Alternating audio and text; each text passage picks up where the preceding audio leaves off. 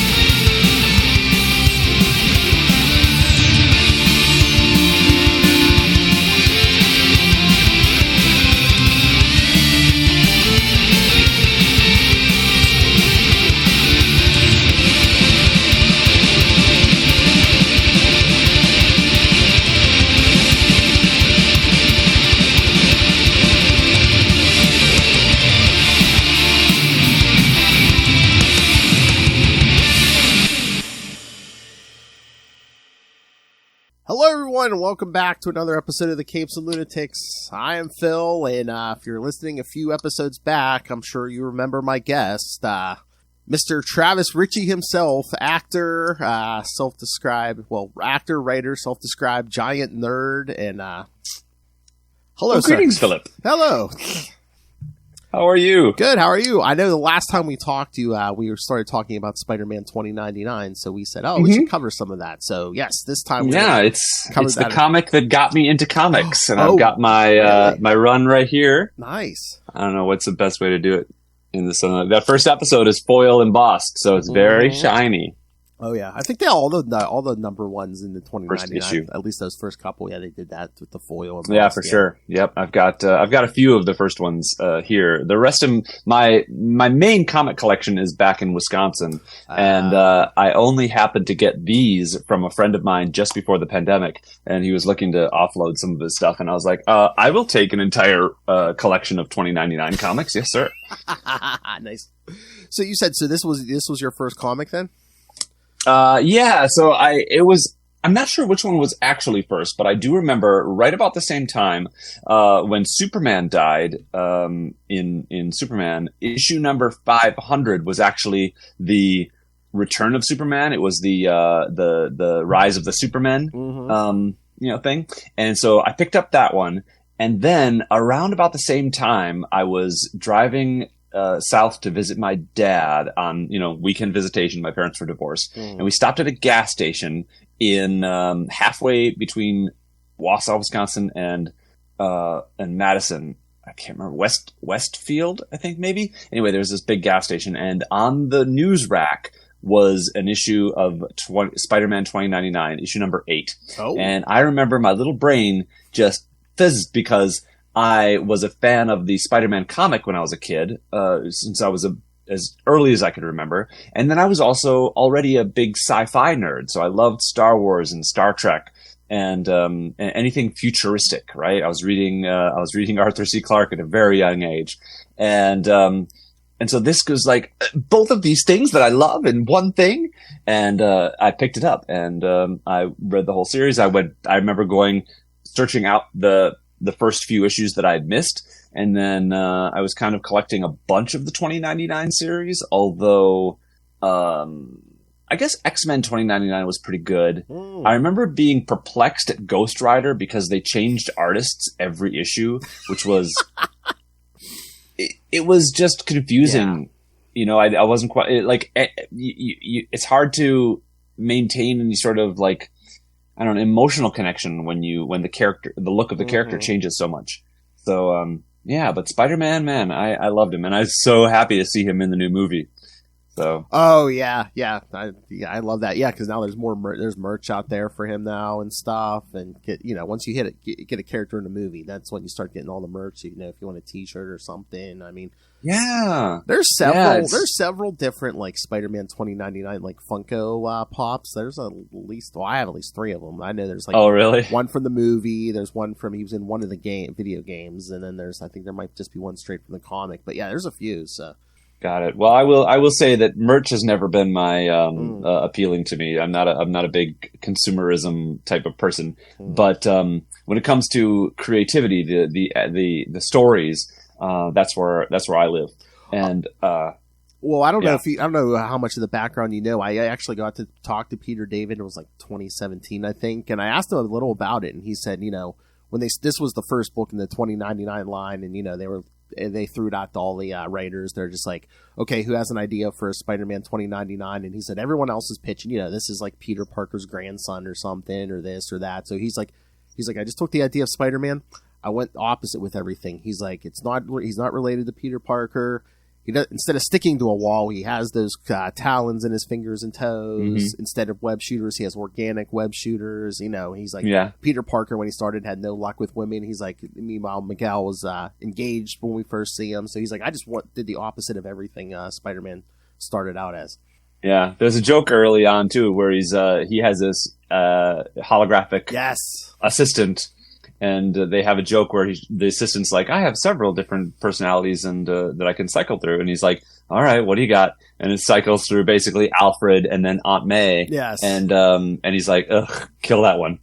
And which I am all for because, I don't know, Aunt May has been done well a couple times. Like I've been rewatching the Spider-Man movies, and I think Sally Field's Aunt May is brilliant. Yes. Absolutely brilliant. Yes. And by contrast, the Sam Raimi Aunt May, who was very much like the comics, was painful. That actress, she's probably dead already, but she was awful to watch. And so I hope like people who know her aren't watching this, but she was terrible. I think they were with her, especially with that character. They're like, oh yeah, they wanted to go full comic book with that Aunt May and stuff, and again, there's just so much with Aunt May. I don't know, because I know in 2007 they got rid of Spider-Man's marriage to save that aunt, and I'm just like, how believable is it that she's still alive? She was like very elderly, it seems, in his first appearance, and meanwhile, real time, and 60 years later, she's still alive. It's like, Yeah, and I think they maybe went a little too far with the Tom Holland Aunt May. I know, she keeps getting younger and younger. Young Aunt May. Yeah. I was like, nah, that I don't need, but. I mean, although I loved Marissa Tomei as Aunt May, just on the face of it, Sally Fields was perfect for me. Yeah. Anyway, so that was a fun thing, and this one, I also think this was the first time, like, I read the joke. What would your father say if he were still alive? Help! Let me out of this coffin. Peter David's good at those one-liners. Yeah. This might be the first time I'd ever read that joke, and so that was fun. To revisit these. So, yeah, man.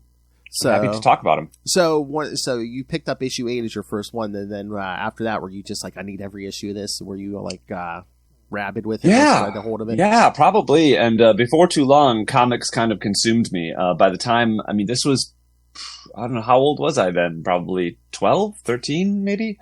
And I don't have a date on this, but I feel like that's about the right age. And then by the time I graduated high school, I already had like a couple thousand comics. And then I went to college and basically spent my entire excess student loans on comic books, which was maybe not a bright idea, but whatever. Yeah, I started, and I continue to this day. And I just know, like, when I was a kid, I got into comics, and my mom was a big reader, and she was just like, as long as he's reading something, just. Yeah, it is interesting the kind of prejudice against comic books, right? Yeah, and graphic novels. And I was a big reader my whole life. I was reading books, and like I said, Arthur C. Clarke and Tolkien, and all those things. Like, I read The Hobbit when I was 7. Michael Ende with The Neverending Story was a young favorite, and then I got into Stephen King right about that 12-year-old mark.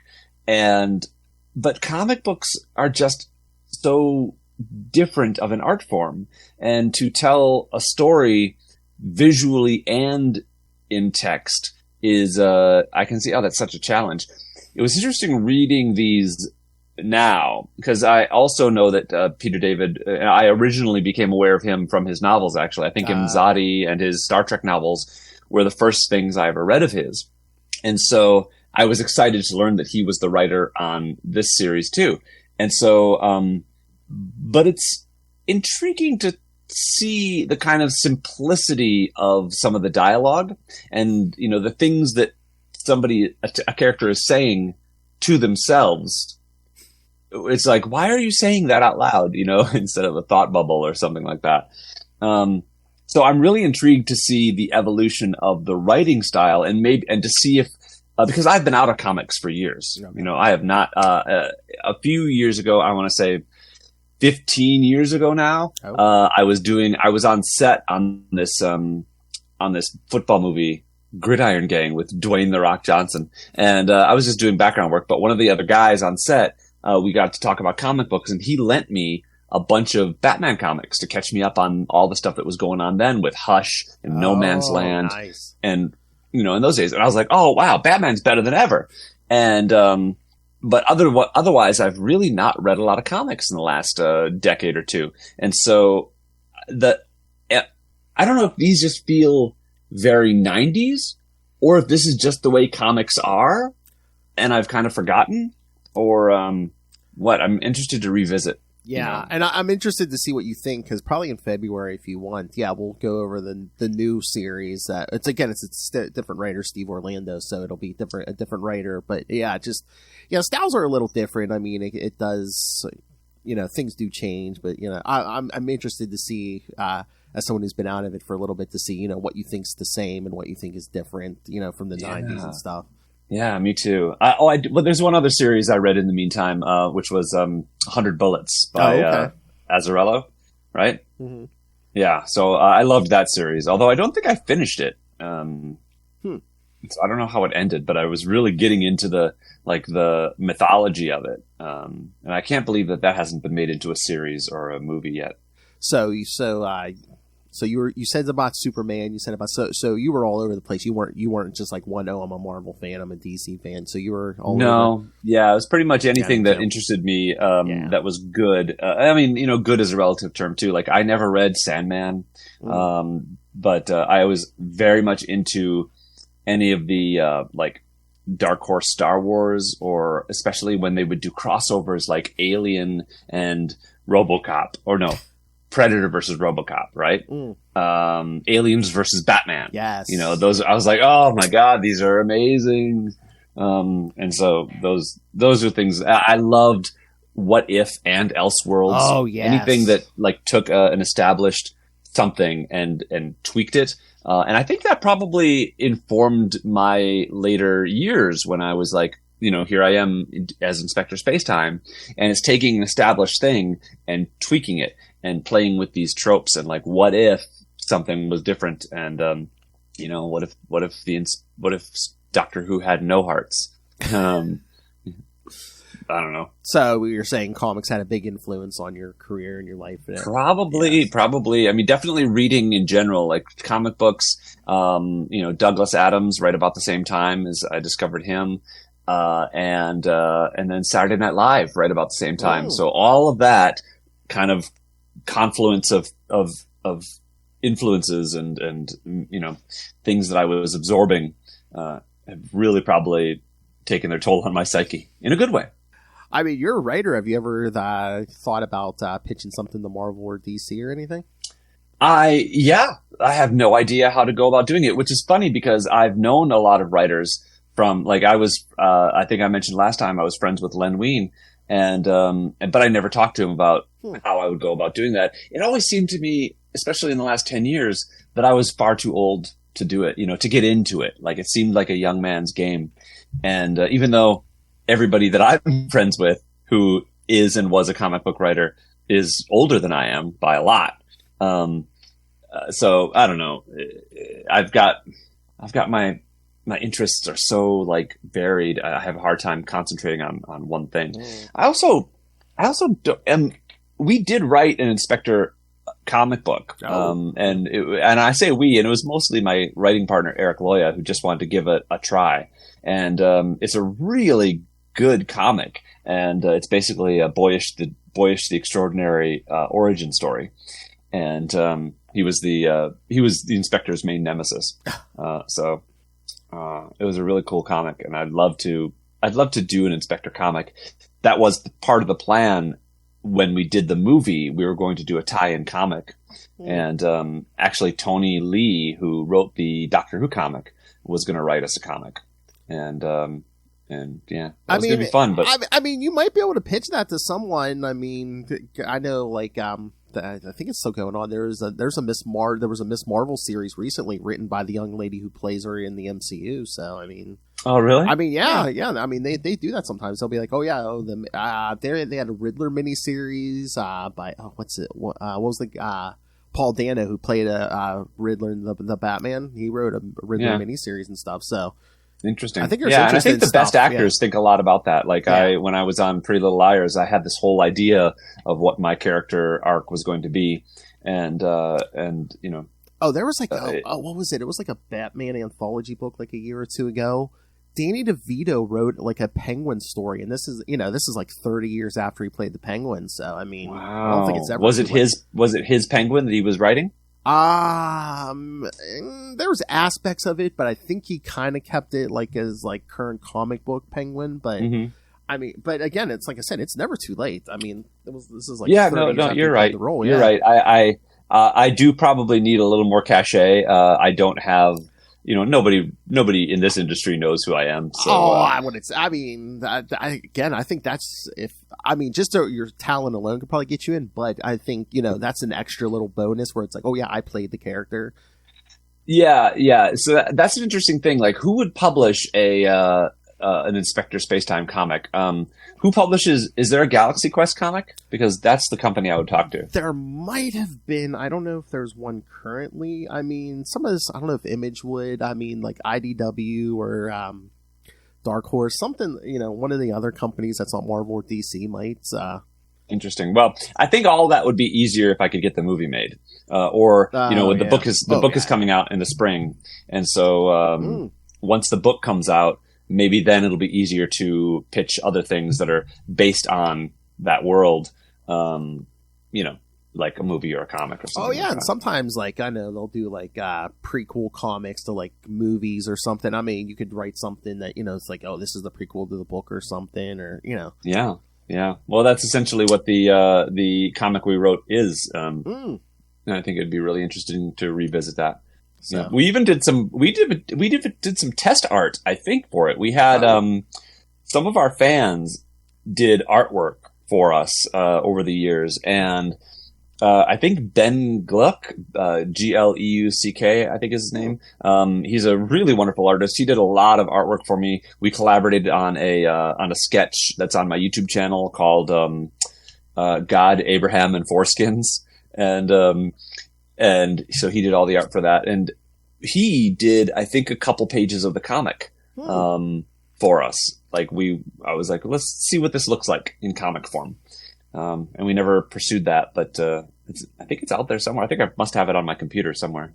Or even if you don't go to a big company, I know like even like some of the big names who are working for Marvel and DC at this point. I mean, a lot of people are putting out their own comics through Kickstarter. Like you find like an artist, and you find your creative team, and then you just like do it through Kickstarter. And people, Yeah. That's a great idea, and I like that because so we did Kickstarters for the Inspector web series, and we did 2 successful ones and 3 successful ones and 1 not successful one. And the thing of that is that when you're asking for donations for a web series, you're asking people to donate towards something that they would get for free, Yeah.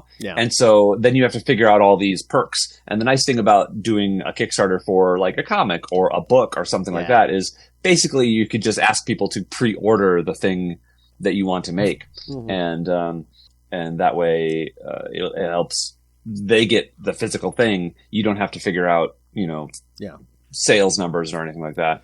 So yeah, that's a good thought. And so, and the good thing about it, like a physical something like a comic, is one of the perks could be, for a little more, I'll sign it for you or something, or or and I'm not sure about. I'm not sure what the ins and outs of comic publishing are, but I'm sure there's a way we could find out how to do special editions, something. Oh yeah. I mean, I've talked to certain people. It's like, well, I mean, if you want to go with fancy covers, that's going to cost you more, and just stuff like that. But yeah. What's the average cost of a comic these days? It's got to be like $6, right? I mean, we're getting there. I mean, some of them are like $3.99. Some of them are more than that. It's so no, I don't know how he does it. Todd McFarlane, he has like a bunch of like different Spawn titles right now. I think they're still only $2.99. But I mean, Todd McFarlane's keeping his prices low. I don't know if he has a deal with like printers or something, or But yeah, well, I'd say the average, especially Marvel D, is like $3.99, sometimes a little more. So, all right, yeah, I went into a comic shop years ago. I think must have been 10 years ago, and I just wanted to see what Spider-Man was up to, and I looked on the shelf, and it was something like $3.99 or $4.99, and I was this was a while ago, and I was just like, that's too much for one comic. Yeah, and just looking at these like Spider-Man 2099s, they're $1.25. Yes. Yes. And that's like, that's cool. That's a cool price for comic. And then like if you order them from Westfield Comics or what was the one? There was this comic shop in Mile High Comics in Colorado. Yeah.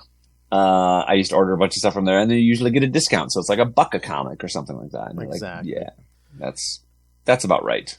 I mean, if you want, if for the prices and stuff, I mean, if you wanted to read regularly, and like there is that Marvel app we were talking about in DC, pay per month or per year. But I mean, that's not a bad idea. I my reading habits have been taking a hit lately because of because I have a phone that has Netflix on it. Once you can watch Netflix in bed on a 5-inch phone, then you don't read in bed anymore, which is what I used to do. I did actually finally invest in a Kindle. It's right here, and this has actually been the best thing for my reading since I got my first iPhone, because it makes reading convenient, and there's nothing else you can do on the device. So it's good. It's easy on your eyes because it's the e-ink display. It's not like you can easily pause and like, let's see what Facebook is doing and flip over to Facebook. Yeah. And so it's easy to read. So I love it. I don't have a Kindle, but I think that you can get comics on the Kindle too. I think. Oh, maybe. It's black and white, so I feel like that would be. Oh, maybe not. Yeah, I was going to say maybe certain models, but yeah. But yeah, they're coming out with color e-ink displays more and more now, which is an intriguing thing. But yeah, I know we'll I know those apps. You can do it on the phone. You can do it on a lot of the tablets and stuff. So yeah, I have an iPad, and so I use that a lot. That's how I read it. But it's digital. Yeah. Yep.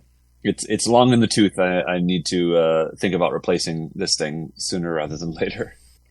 So what else were you into in the 90s? Were you an X-Men guy? No, I never was. And you know why? It's because there were like 12 titles. Yeah.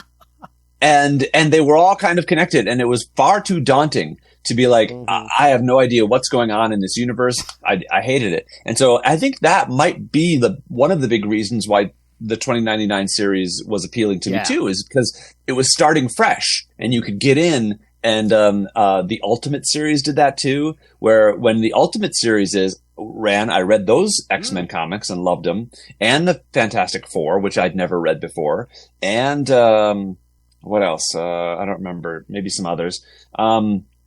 I got into Peter David's Aquaman series. I thought that was really cool because it was such a huge reinvention of that character. And again, it was just a rethinking this kind of laughingstock, butt of the joke character, and making him just insanely cool with the beard and the hair and the harpoon hand and like all that stuff.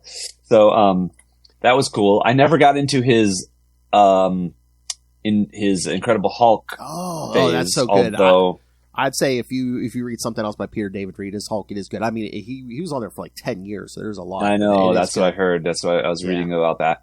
So I didn't get into that, but I think I lost interest in Superman after. Oh, you know what killed Superman for me? What? I was so into Superman. Like, he was always my number one hero ever since I was a baby. Oh. Like, even bigger than Spider-Man. What killed Superman completely was Electric Superman. Oh, really? Yep. Right around the turn of the century. It was like 97, I think. Yeah. I was so pissed at that. I painted like a picture of it but it was a protest picture. I don't know why. And I thought that was such an awful idea. And they swore up and down that this was the permanent Superman. Yeah, right. And no, and when they brought him back, I was like, nope, you lost me. Sorry. Oh. Yeah. And I think that actually killed me for comics altogether. Really? Actually, now that I think about it, that's about when I stopped collecting completely. I quit cold turkey because I felt so offended and betrayed by comics. There are certain points though where, whatever you read, it seems like you get to a certain age and you see the gimmick and you're just like, yeah, they're just doing this to, try to get numbers and stuff. Eventually you see enough gimmicks, you're like, yeah, this is just another gimmick. So. Yeah. Because when Superman died, it felt like a big deal, right? Mm-hmm. And even the story to bring him back felt earned. It felt. Yeah. It was an investment in time. We had to work for it as readers. We had the whole, what was the Parasite crossover? Bloodlines. Yes. I thought that was great. Yeah. I loved Bloodlines. And they invented a whole bunch of new heroes in that, in that series.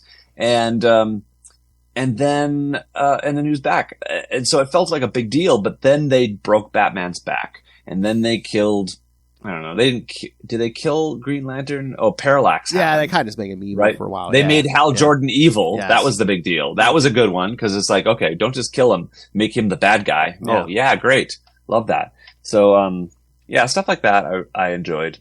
But you're right. At some point, you can only kill someone so many times before it feels like a gimmick. It's like the catch-22. It's like, how many gimmicks can we do? But then also, then it's just like, well, we're just going to keep doing the same thing over and over, not change it up. And I mean, I get that, but.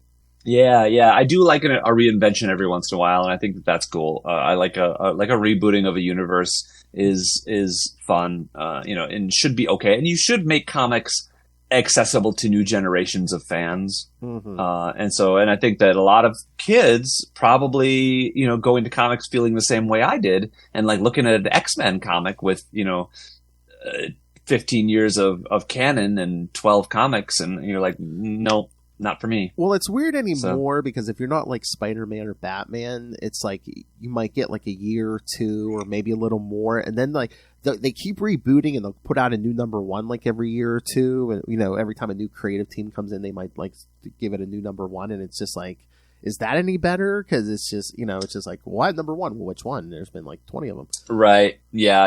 And so then you have to be like Spider-Man Volume 7, number one. Exactly. And and so in that way, I'm almost like, think of a different name, Yeah. Like, exactly.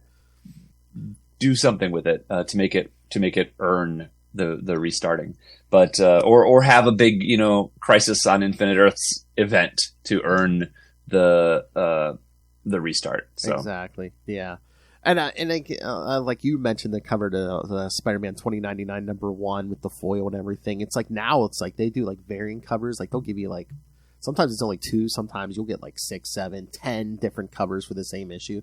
Yeah. Which I don't know. I mean, some people like to collect them, but sometimes it's just like, are they trying to trick people into buying the same copy? Of course they are. Yeah. Of course they are. But also, there's a degree to which it can be like making it different for different people, and so it's almost like putting on a designing your own shirt. Like everybody wears a different kind of shirt. Yeah. Everybody likes a different kind of comic book cover. I can see that being a less judgmental way to look at the alternate covers. Yeah, and I mean it's nice. It gives people work too because you'll get like 5 different covers by 5 different artists. So 5 different artists all work. Yeah. exactly. So I do appreciate that sometimes and gives everybody a chance. I did read the whole brouhaha, and we're getting way off topic, but the brouhaha over the Spider-Woman comic. Was this recent or was this a while ago where the guy made the sexy Spider-Woman? Oh, the pose. Yeah, that was a few years ago, but yeah. Oh. Yeah, well, I just read about it. So. Yeah, no, it's just like her. Did you see the image of it? I did. Yeah. It's funny because I was reading a was it a XKCD or maybe a Oatmeal? No, it was XKCD. It must have been. Interesting. I'm not sure which comic. It was some web comic, and I was reading about and they were like, what would it be if they drew all the male characters like they drew Spider-Woman? And so he was just really pissed about it. And I was like, surely, and he had a picture of it, and I was like, surely this is an exaggeration. And so I had to search for it, and it's not easy to find, by the way. Yeah. It's not hard, but it's not like easy. And so I found it, and I was like, oh, yeah, no, he wasn't exaggerating even a little bit. That's really what it looked like.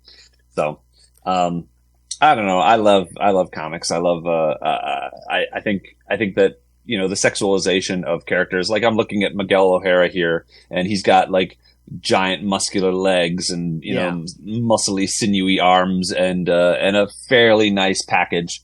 Meanwhile, he's supposed to be a scientist, you know. Well, yes, but you know, you can be a sexy scientist in the future. Guess, yeah. Oh yeah, it's 2099. That plastic surgery, I'm sure, is Ozempic version 3.0 is going to be around, and we're all going to be sexy and smart. But yeah, I mean, I see stuff like that, but I'm just like, I mean, remember the 90s? Like, they sexualized all the you know, just the male and female proportions were just out of control. Yeah. So it's just kind of the way things are.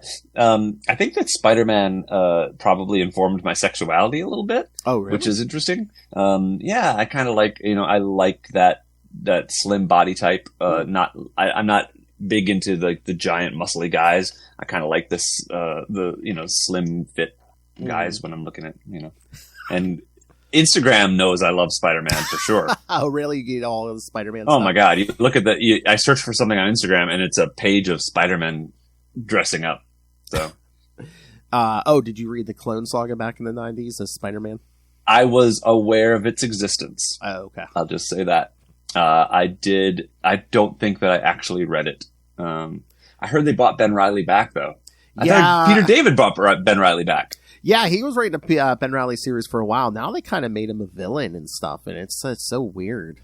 Oh, interesting. Yeah, they, in the new movie, they were really not kind to him. No, I know, and I love Ben Reilly. I'm like, don't do this to him. Yeah, I know, just made him all emo and just, you know, why? But, yeah, no, I mean, that was another thing. We were talking about the gimmicks. I mean, that Clone Saga was out of control because I think it was supposed to go like 3 to 6 months, and then like, it sold so well, marketing was just like, no, keep it going. And then like 2 years later, they ended it.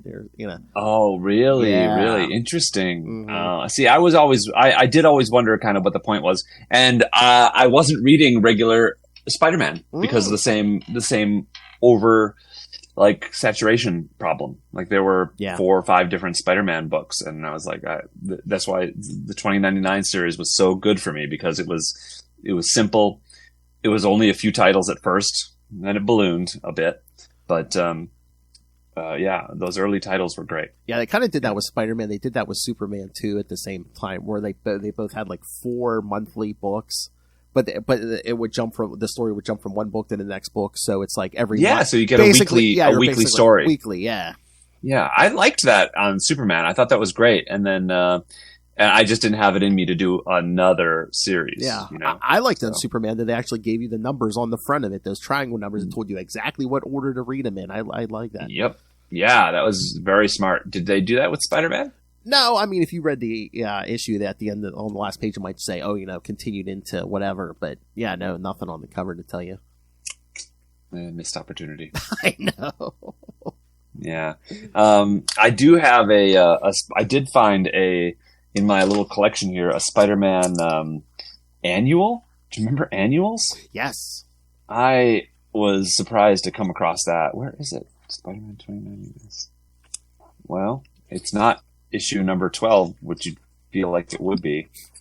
Oh, no. Annuals were their own separate thing. Yeah, they would just number it every year. Like the first year would be number 1. Right. Yeah.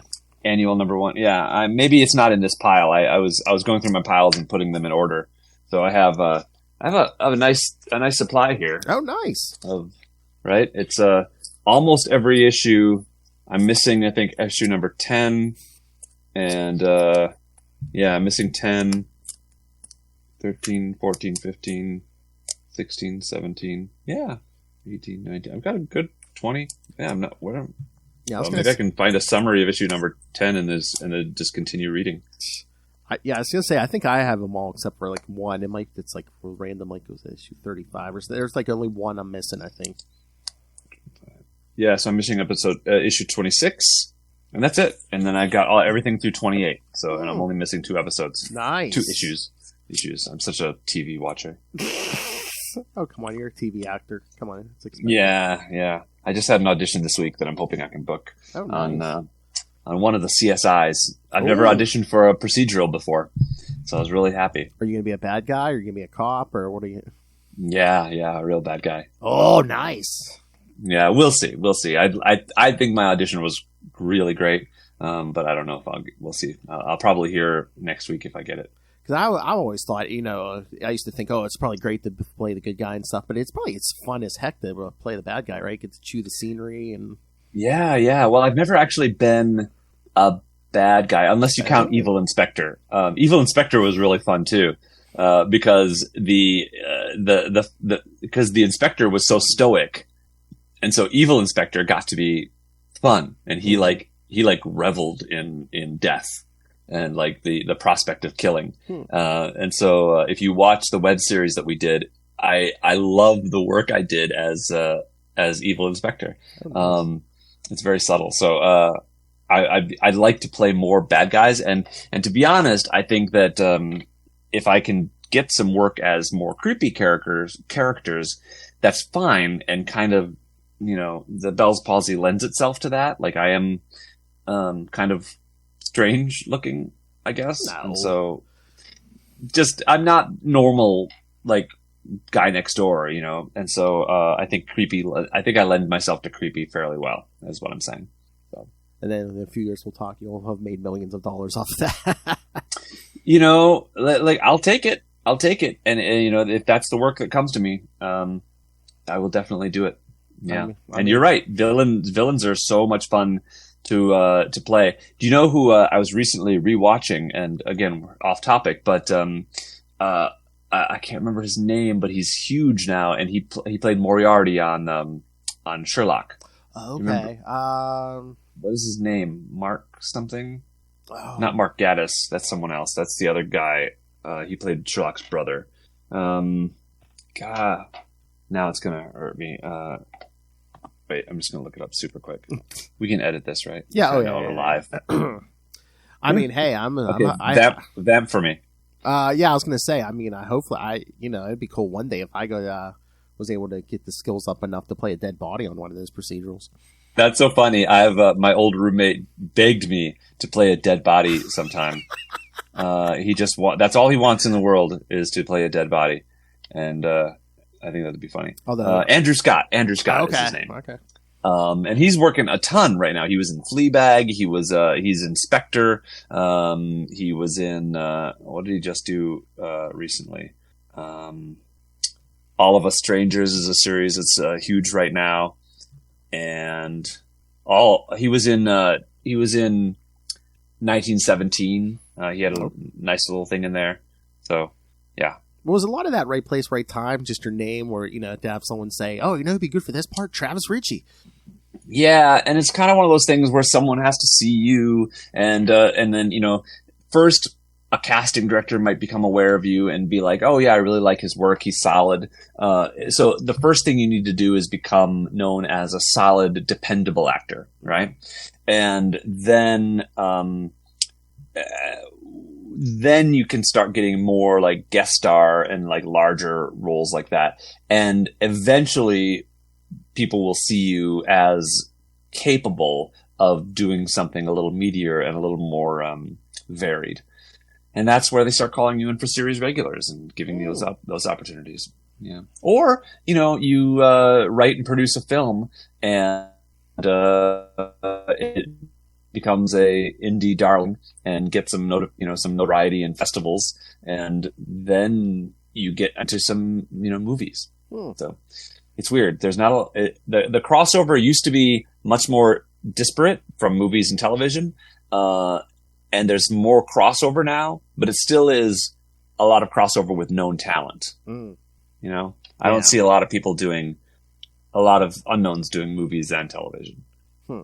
Well, and I don't know the last time I auditioned for a movie. I don't think I ever have.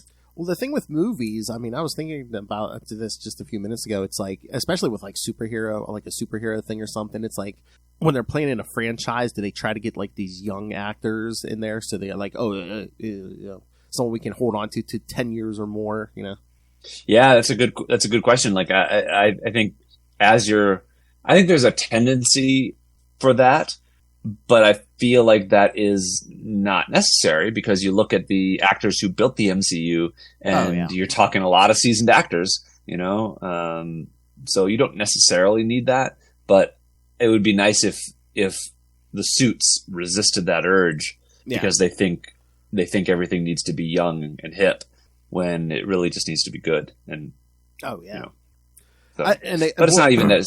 But again, if they go young too, sometimes they're not as known. So maybe it's the money thing too. Because I mean, Robert Downey Jr. by the end, he was making how much? Probably as much as a third world country.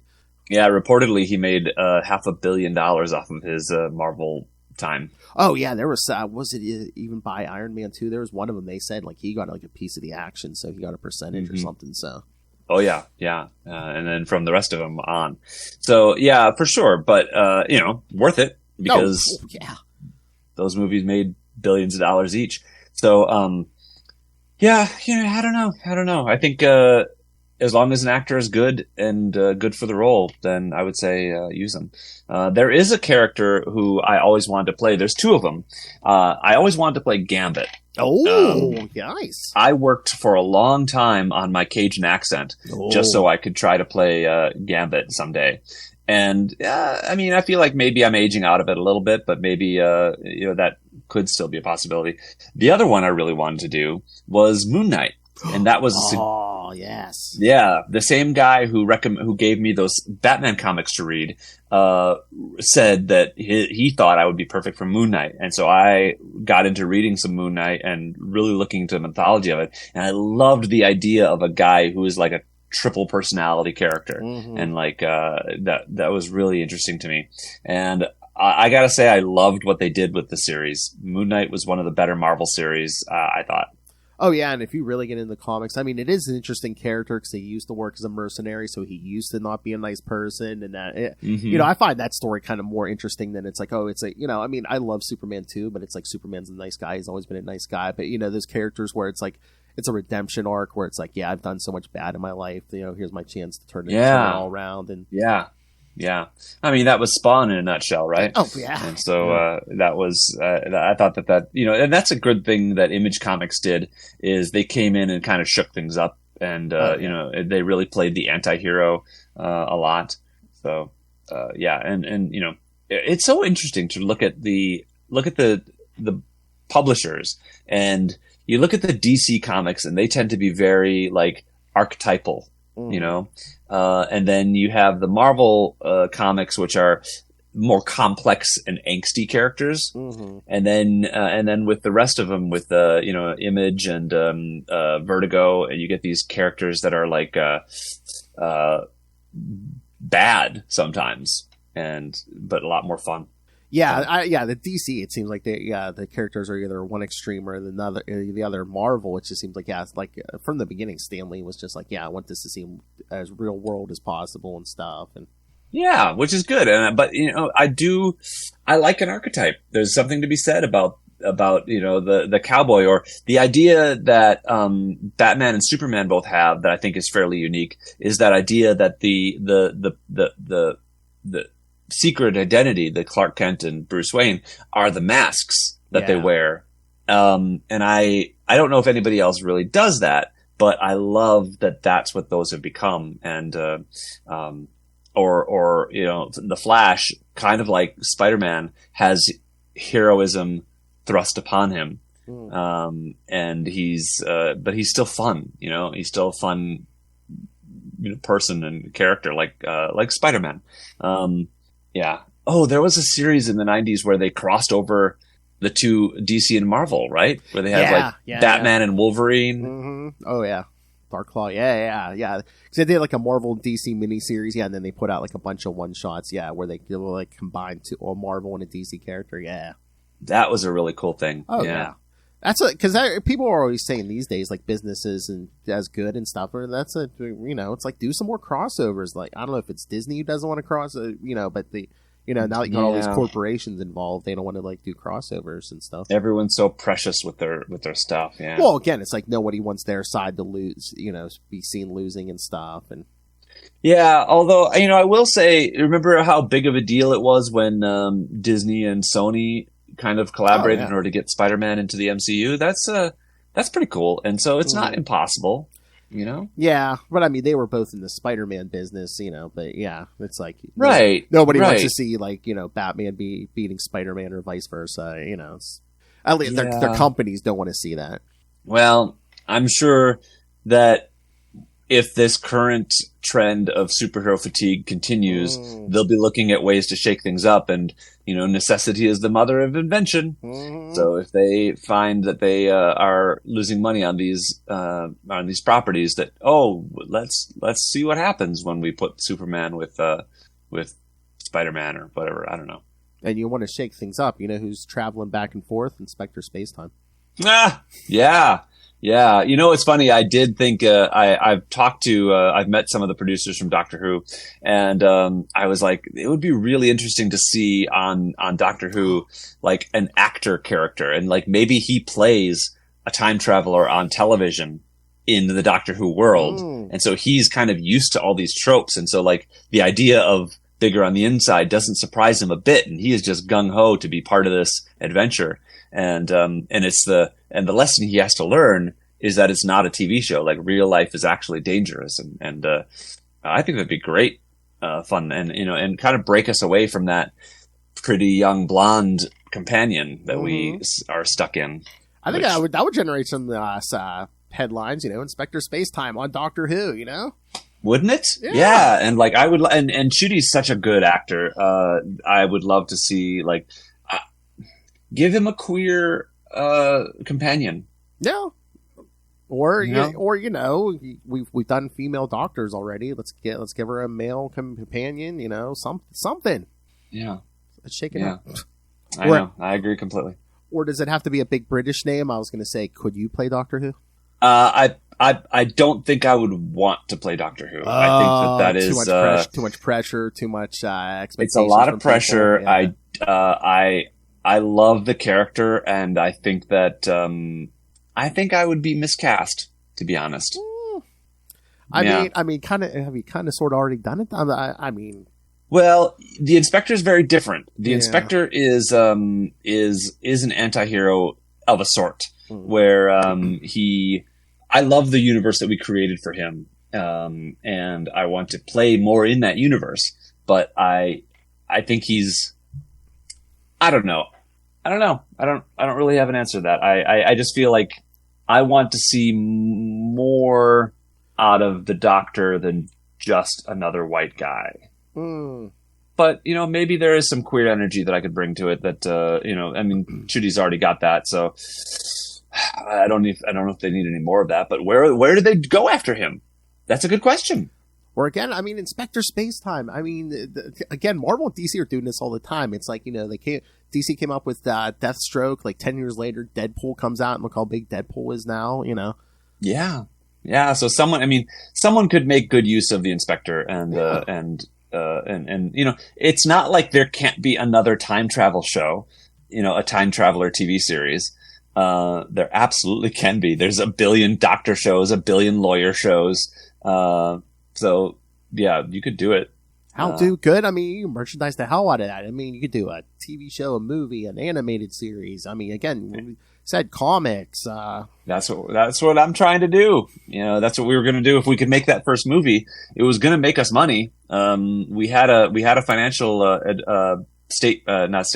analysis done on the script that showed that we were probably going to make about $4 million on our $500,000 budget. Oh, nice. So, and that would have allowed us to then make the sequel with a bigger budget, which would probably have made more money theoretically if it was good. And then, you know, it was a 3-movie, idea, trilogy. And so it was going to, you know, get bigger and bigger each time. I mean, I know it'd be good. Always hear the passion in your voice when you talk about it. So, I mean, you know. Yeah, it's a good story. I have a lot of ideas, and I would love to. And the other thing I loved about Inspector was that it was a very collaborative character. So lots of people, and I think the same is true for Doctor Who, right? Lots of people contribute to it, and I've always been a collaborative creator. You know, during my sketch comedy years, and just on, you know, working on YouTube. I love working with other people and getting other people's ideas and you know, because I'm never the best idea in the room. I never believe that I am, right? And I'm not a prodigy when it comes to writing, like, you know, or like an Aaron Sorkin or a Joss Whedon or whoever. So I really value other people's ideas, and you know, if there's a better idea than mine, I'll take it, or I'll use it. Well, most TVs and movies, I mean, you know much better than me. I mean, for most of it, I mean, it's not usually one person just writing, right? They usually have writers' rooms and stuff, right? Absolutely, yeah. And so there's generally a team of people pitching ideas, and what's funny is usually one person gets credit for what a team pulls together. And so, but yeah, I that's what I would love to do. I would love to have a team of writers on a show. And it could be any show. It could be The Inspector. It could be, you know, any of the other series that I have in my pocket. But that would be a great thing. I think I enjoy that very much. Yeah. And to bring it back all the way around, hey, Disney, let's do a Spider-Man 2099 animated series. Have Travis do the voice. Oh my God! Can you imagine? You know what? Could I do it? Yeah, I'm half Irish. I'm not. I don't have the half Hispanic thing, but I could do it. I mean. But yeah, I mean, I'm sure you could do it. Come on. Yes. Or give me a villain or something. Make me the bad guy. I'm fine with that too. Oh, if you were a bad guy, who would you be?